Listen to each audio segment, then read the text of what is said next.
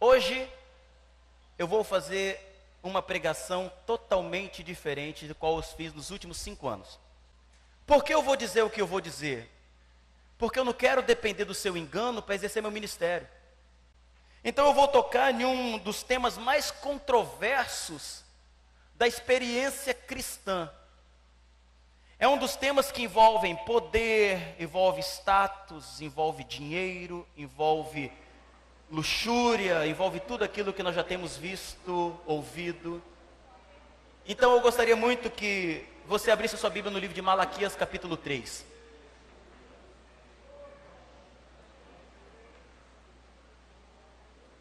Eu vou com os irmãos, sem usar nenhum outro argumento a não ser a própria Bíblia, para que os irmãos aprendam e nunca mais sejam enganados.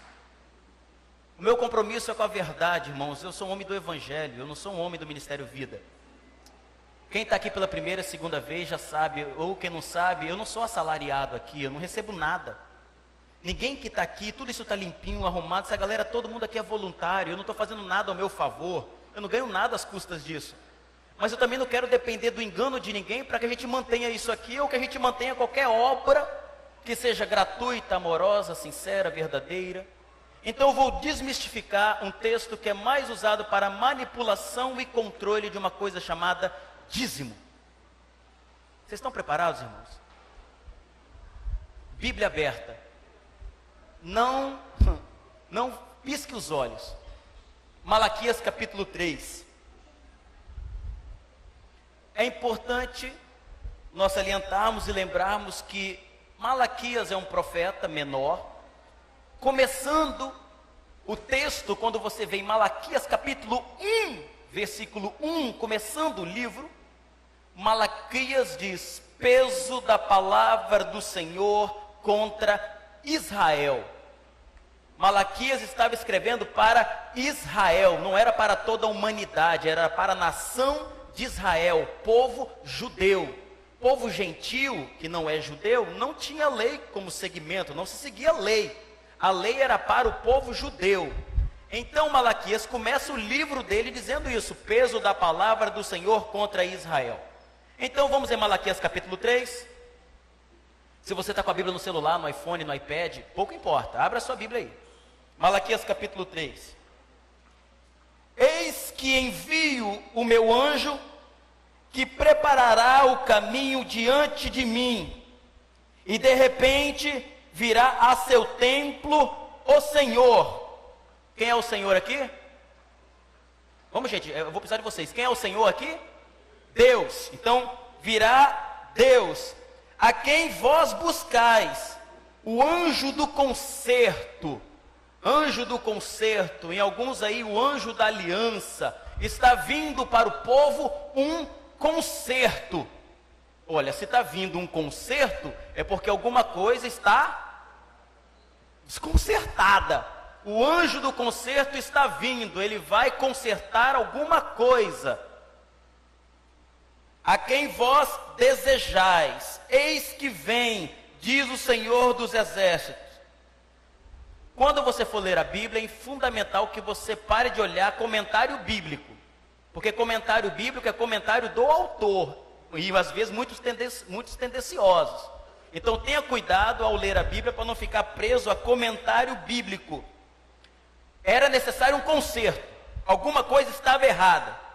Versículo 2: mas quem suportará o dia da sua vinda? Quem suportará o dia do conserto? E quem subsistirá quando ele aparecer? Porque ele será como fogo do ourives. Fogo do ourives é o quê? Que testa, que separa, que limpa, que purifica. Ele vai ser como fogo que purifica o ouro, né? Quem mexe com ouro, com prata aí sabe. Ou o fogo que purifica, e como o sabão dos lavandeiros. Ou seja, eu vou lavar isso aqui. Está vindo um concerto, que vai ser um concerto que vai ser como fogo, vai limpar, vai purificar, porque está sujo. Você como um lavandeiro que está passando o sabão para limpar alguma coisa. O que será que está acontecendo aqui? Versículo 3. E assentar-se-á, afinando e purificando a prata, e purificará os filhos de... Quem são os filhos de Levi? Sacerdotes. Os levitas, os sacerdotes. Filhos de Levi eram sacerdotes. Quem aqui estava precisando ser purificado? Sacerdotes. Quem aqui estava precisando do conserto? Sacerdotes. Gente, nós estamos lendo o texto, está claro aí. Então, ele está vindo para purificar, como ouro, ouro é purificado, como a prata, vem lavar como o sabão dos lavandeiros, e vai pedir um conserto aos filhos de Levi, aos sacerdotes. Continua, e afinará como ouro e como prata. Então, depois de purificados, depois de vocês estarem limpos, sacerdotes, depois que vocês estarem purificados, vocês trarão oferta em justiça, porque Deus não estava aceitando coisa nenhuma de ninguém. Os sacerdotes estavam imundos, os líderes estavam impuros, os líderes estavam botando a mão na massa, na grana do povo, eles precisavam ser purificados. Então, quando vocês forem purificados, eu então vou começar a receber as ofertas de vocês. Estão entendendo o texto? Está simples aí, sem teologizar, só leitura reta. Então, o Senhor, vocês vão trazer a oferta de justiça. Deus não estava aceitando a oferta. E a oferta de Judá e de Jerusalém será suave. Continuem. Como nos dias antigos, como nos dias primeiros, ou como nos primeiros anos, o povo estava levando a oferta, mas os sacerdotes estavam sendo desonestos, os sacerdotes estavam desconcertados. Qual era a representação do sacerdote, pessoal? O líder. O sacerdote representava o povo perante Deus, o líder. Esses líderes estavam desconcertados. Olha para quem até agora, Malaquias capítulo 3, está sendo escrito. Continua o raciocínio, porque você vai tomar o maior susto da sua vida. Versículo 5. E chegar-me-ei a vós para juízo. Ele vai chegar a quem? Aos sacerdotes. Eu vou chegar a vocês, sacerdotes, vou chegar para vocês para juízo, porque vocês precisam se consertar. E serei uma testemunha veloz contra os feiticeiros. Quem eram os feiticeiros? O que os sacerdotes estavam praticando? Feitiçaria. Tem gente que está no texto aí. Sacerdotes estavam praticando feitiçaria. O que mais os sacerdotes estavam fazendo? Adulterando. O que mais os caras estavam fazendo? Jurando falsamente. O que mais os sacerdotes estavam fazendo? Roubando o trabalhador, defraudando os que trabalham, defraudando o jornaleiro que você tem aí. Olha o que os sacerdotes estavam fazendo. E perverteram o direito da viúva. Tiraram-o do órfão, do estrangeiro, do trabalhador, e não me temem, diz o Senhor dos Exércitos. Na cultura judaica, a viúva tinha direito, era sustentada pelo templo. Leia depois Deuteronômio capítulo 14 em casa, e você vai ver para que era o dízimo. Deuteronômio 14, lá na lei. Então ela tinha direito. Vocês não me temem, diz o Senhor. Quem é que não está temendo a Deus? Sacerdotes. Está até agora sim, viu, pessoal? Super simples. Versículo 6. Porque eu, Senhor, não mudo.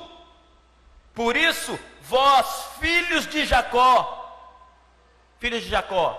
Jacó na Bíblia é conhecido como enganador. Vós, filhos de Jacó. É importante lembrar sempre que quando fala filhos de Israel, é toda a nação de Israel. Quando fala filho de Jacó, está falando dos sacerdotes. Vocês, seus enganadores. Porque o que acontecia, pessoal? Na cultura judaica, o povo não era o povo que ia oferecer a Deus o sacrifício. Cada tribo tinha o responsável pelas coletas, que era o sacerdote. Então toda a tribo levava para o sacerdote, conhecido como filhos de Jacó. E o sacerdote, ao pegar a coleta do povo, ele levava para o sumo sacerdote. Então o sumo sacerdote entrava no templo perante Deus para oferecer o sacrifício. Então os filhos de Jacó aqui eram os responsáveis pela coleta do povo. Estão entendendo aí o texto? Ok? Continua, versículo 7.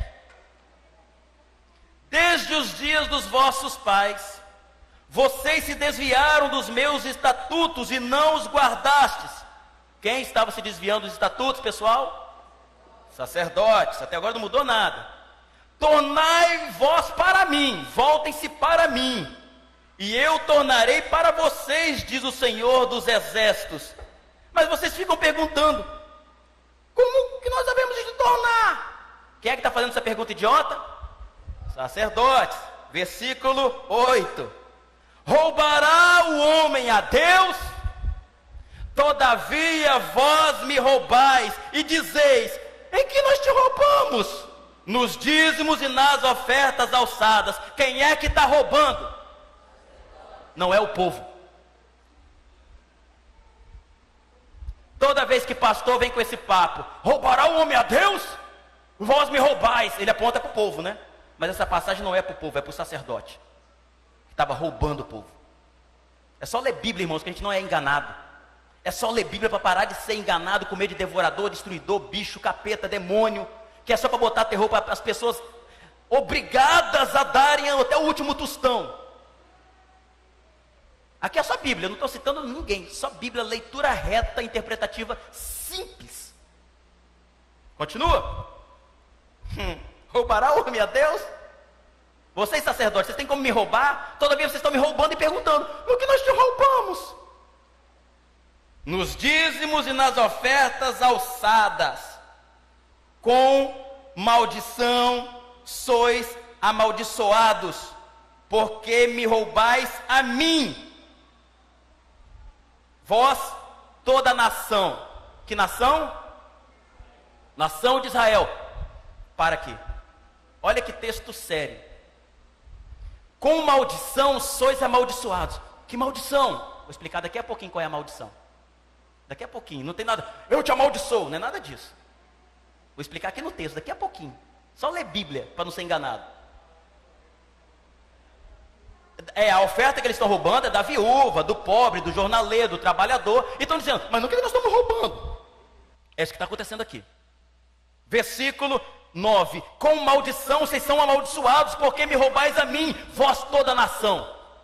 Você está percebendo que agora a nação toda está tomando a cabeça?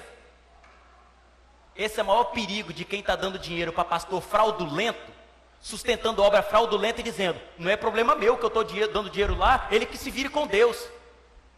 A nação toda está sofrendo por causa de pastor ladrão, por causa de sacerdote ladrão, pilantra, e você sustentando esse tipo de pilantragem.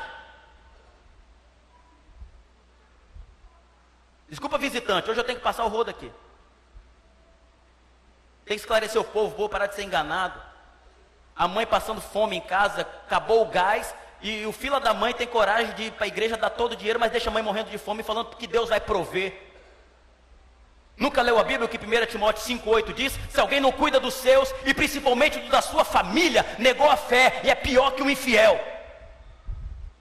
Aí fica dando dinheiro para o pastor ficar andando com um carro luxuoso, pagar viagem para tudo quanto é lugar, manter prédios luxuosos, templos milionários, e a pobre e a viúva, o estrangeiro pobre está morrendo de fome. Que igreja é essa? Deus que nos livre dessa porcaria aqui. E o povo morrendo de medo por causa dessa passagem, e essa passagem é para o sacerdote, não é para o povo. Aprenda a Bíblia, igreja, para não ser enganado. Com maldição, lembra essa palavrinha, com maldição sois amaldiçoados, que eu vou explicar daqui a pouquinho. Versículo 10.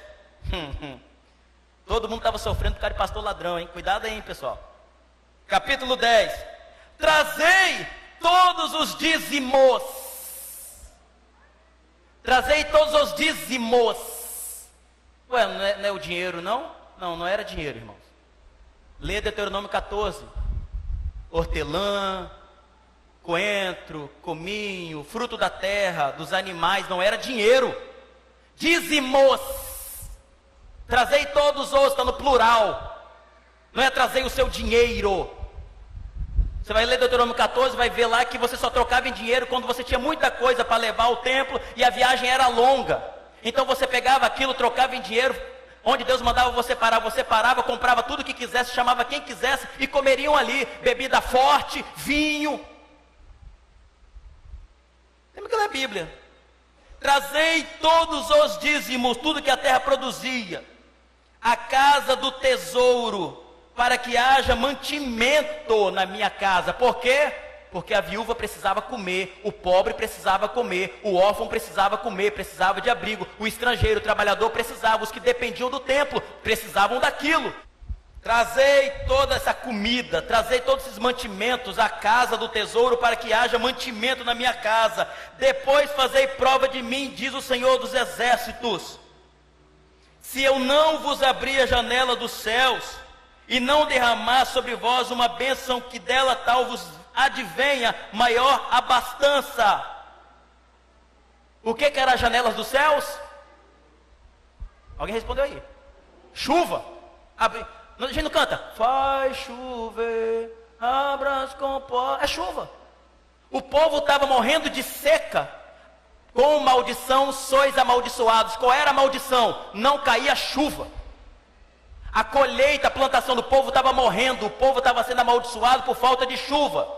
Então se vocês voltarem a fazer isso, eu vou abrir a janela dos céus e vai derramar chuva sobre vocês. Vai vir chuva sobre a terra.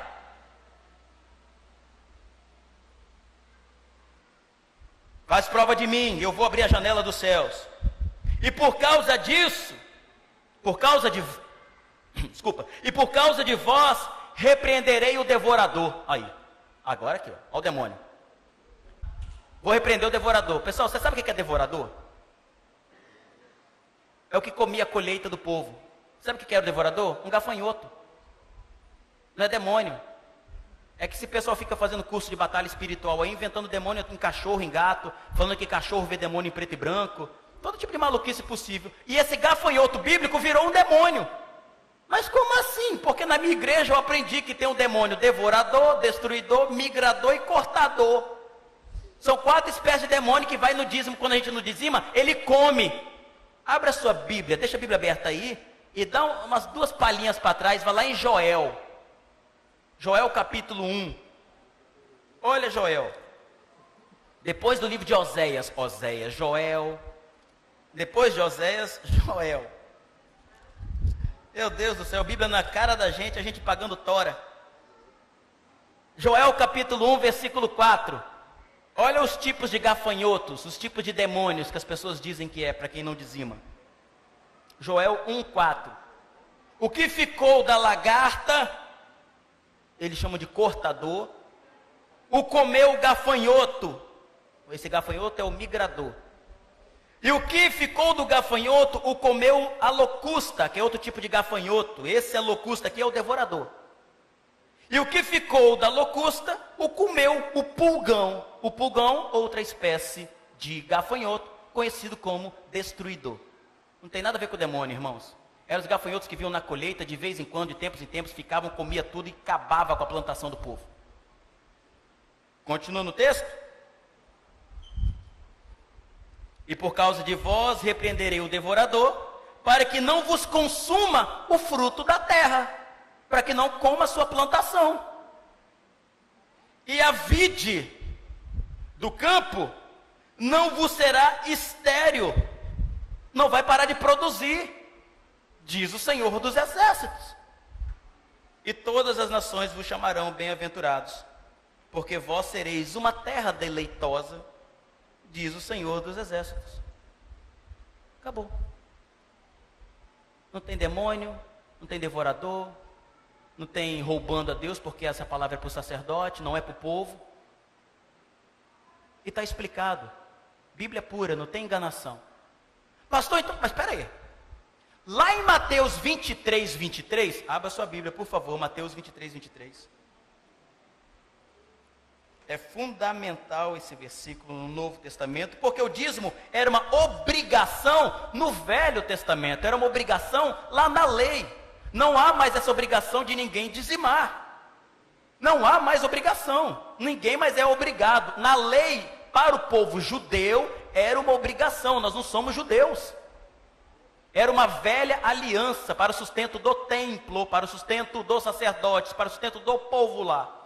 Nós não somos judeus. Aquilo morreu, caducou. Mateus 23, 23. Ai de vós, escribas e fariseus hipócritas, porque dais o dízimo da hortelã, do endro e do cominho, e desprezais o mais importante da lei, o juízo. mais importante da lei: o juízo, a misericórdia e a fé. Vocês deviam, porém, fazer estas coisas e não omitir aquelas, seus hipócritas, condutores cegos, quais um mosquito, e engolis um camelo. Por que Jesus mandou eles darem o dízimo? Porque era obrigação do judeu fazer isso. Porque existia o templo para eles sustentarem. E Jesus fala: vocês estão dando uma de exterior, dando dízimo, doendo do cominho, mas vocês não estão amando. Vocês não estão buscando a verdade, a justiça, o juízo, a generosidade. Vocês deviam fazer essas coisas sem omitir aquelas. Vocês seguem a lei. É por isso que na cruz Jesus falou: está pago, está consumado, está completo, tetelestai, está feito. Uma vez e para sempre, acabou. Porque o fim da lei é Cristo, para a justiça de todo que crê. Não estamos mais debaixo da lei. Não vivemos mais debaixo da lei, estamos debaixo da graça. Então Jesus em Mateus 23 está denunciando a hipocrisia dos fariseus e não mandando dizimar. Deixa eu dizer mais 3 coisas para vocês históricas. Até o ano 600, 700 depois de Cristo, não se tem nenhum registro da igreja dizimando. Não se tem nenhum registro de Jesus dizimando. Dai a César o que é de César. O que era de César? Imposto, tinha que ser pago. Dá a Deus o que é de Deus. O que é de Deus? Amor, graça, misericórdia, voluntariado, generosidade. Dá a César o que é de César, gente. E dê a Deus o que é de Deus. É por isso que Jesus fala: meu reino não é desse mundo. É por isso que Jesus fala: meu reino não é de visível aparência. Temos que aprender com Jesus. Então dai a César, paga o que é tributo. Tributo, a honra, verdade, verdade, imposto. A ele pague. A Deus, dá a Deus o que é de Deus, cara. E o que é de Deus? A generosidade, o amor, a justiça e blá blá blá. Aí vem algumas perguntas básicas. Pastor, é 10%? Você tem que lembrar que Deus te deu 100%. Você é responsável por 100, não por 10 ou por 1, por 5, por 50. Você é responsável por 100% de tudo que você tem. Então a primeira pergunta que as pessoas fazem: pastor, é 10% mesmo? Dízimo é 10ª parte, 10%? Não tem isso na lei, na graça. Na lei tem dízimo, 10ª parte. Na graça não temos isso. Nós vivemos pela graça. É 10%? Segundo, eu devo dar aqui? Como assim dar aqui? Você tem que contribuir no lugar onde você vê a misericórdia, a mão de Deus sendo necessário. Onde você valoriza uma obra verdadeira, um lugar que não tem conluio, engano. Onde você é alimentado, você recebe. Você não tem partilhado dons espirituais aqui, aprendido? Mas tem o orfanato Thomas, que precisa ali. Rafael Thomas. Tem o Lar Batista, que precisa, cara. Tem mendigos aqui na cidade que está precisando. Tem o que dar aqui? Não, você vai dar onde necessita. Mas por que eu entrego aqui? Primeiro, porque você quer. Segundo, porque isso aqui é mantido com essa contribuição espontânea e voluntária sua. Porque aqui ninguém é obrigado a dizimar, nem obrigado a dar 10%. Eu nunca dei 10% aqui. Nunca. Aqui todo mundo, tem gente que dá 20%, tem gente que dá 1%. Não é quanto se dá, é a qualidade do que se dá. Com que coração você dá. Isso é fundamental. Então é aqui? Não. Aqui nós precisamos sustentar esse lugar. Aqui no dia que a gente não conseguir pagar isso, a gente vai para outro lugar. Porque aqui é pago assim, um mês esperando ter dinheiro para pagar o outro. É por isso que não temos caixa aqui. Aqui é consciência de você saber que você não é mais obrigado, mas você é consciente, você é responsável. Afinal de contas, você decidiu fazer parte de um lugar. E isso tem responsabilidades. Uma delas é mantermos isso aqui funcionando. Porque no dia que a gente tiver, a gente não está preocupado com o templo. A gente está preocupado com a sua vida, cara. Como é que você vai produzir na casa? Porque se você tem 2 em casa, 3, a sua casa pode ser uma árvore frondosa, cara. E na sua casa, a gente vai se abrigar lá. E na sua casa vira uma colmeia, jorrando mel para a vida das pessoas que vão lá se alimentar. Cada casa vira uma igreja, gente. Nós não somos pessoas de templo, não. No dia que as pessoas fecharem o coração aqui, começarem a ser obrigadas, começarem a ter que pagar as coisas aqui, pagar para Deus, a gente fecha as portas. Aí você vai voltar para uma igreja onde o pastor toca o terror mesmo, onde você tem que pagar mesmo, Deus vai botar a mão, se você não der dinheiro aqui você vai gastar em remédio, olha que o devorador vai te pegar. Eu duvido alguém que aprendeu isso aqui hoje vai cair nessa esparrela de Malaquias. Pastor ladrão, pilantra, estelionatário usa Malaquias para charcar o povo. Eu não devo nada a ninguém, sou homem livre, não dependo de igreja, não dependo de dinheiro de ninguém aqui. Vou dizer a verdade para o povo, mesmo que seja contra nós, mesmo que a partir de hoje as pessoas parem de dar dinheiro aqui, e no dia que parar de dar dinheiro, fecho as portas, e vou pregar o evangelho na minha casa. Eu sou homem do evangelho, gente. Seja do evangelho você, seja consciente, rapaz, pô, meu filho está aprendendo aqui, eu usufruo desse lugar, eu sou instruído, rapaz, olha como minha mente está sendo aberta aqui, pô, nada mais justo do que você manter isso aqui, mas por obrigação não, por pressão não, por medo não. O amor lança fora todo medo. Em Cristo não tem medo, meu irmão. Em Cristo você é livre, você é amado assim, com generosidade, sem generosidade. Mas quando você não é generoso, você vira um egoísta. O egoísmo acaba com a gente. Você é alguém que vive para o próprio ventre, alguém que só vive para você mesmo. É os seus interesses, as suas coisas, o seu dinheiro, e o teu irmão do teu lado morrendo de fome. Ser generoso faz bem a você, não é ao próximo não, é a você. O próximo é dadivoso por aquilo que você fez, mas dizimar, ofertar, o nome que você quiser dar a isso, faça com o coração, porque vai fazer bem a você, para você não se pedrar, não fechar o teu coração ao próximo, porque nesse tempo que todo mundo busca ser rico, busca riqueza, o amor vai se esfriando. A gente passa por alguém, a gente se escandaliza quando vê uma foto pelada na internet, mas não escandaliza com a fome no mundo. A gente se escandaliza com determinada frase na internet, mas não escandaliza com o mendigo que fica todo dia debaixo do viaduto, ali no Danúbio. Nós estamos invertendo os valores das coisas, gente. A última pergunta que me fazem: pastor, eu devo pagar o dízimo atrasado? Mês passado eu sei lá, não paguei, não sei nem como é que você chama isso. Mês passado eu não paguei. Eu vou te falar, isso aqui é clube? Você está pagando mensalidade de clube? E tem pastor que fala isso, meu irmão. Percebi aqui na sua fichinha, vi aqui, meu irmão, qual aconteceu o mês passado com você, meu querido? O que aconteceu aqui, que eu não estou vendo seu nome aqui? Sai fora, foge desse lugar. Foge, meu irmão, é hipocrisia pura, foge disso, seja liberto. Você tem que pagar, isso aqui é clube, é dádiva, é coração entregue. Para todas as perguntas que eu perguntei, é 10%, devo dar aqui, tem que pagar atrasado? A resposta é não.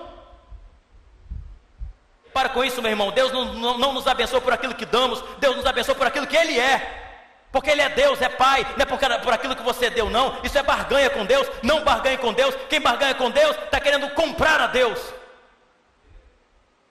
Dá por medo, dá por pressão, não dá por consciência, não dá por amor, não dá por bondade, não dá por misericórdia, dá porque é pressionado. Vamos fugir disso, meu irmão. Vamos aprender Bíblia, vamos parar de brincadeira. Evangelho não é brincadeira, não é para menino, é coisa séria, é para gente séria, mas para gente livre.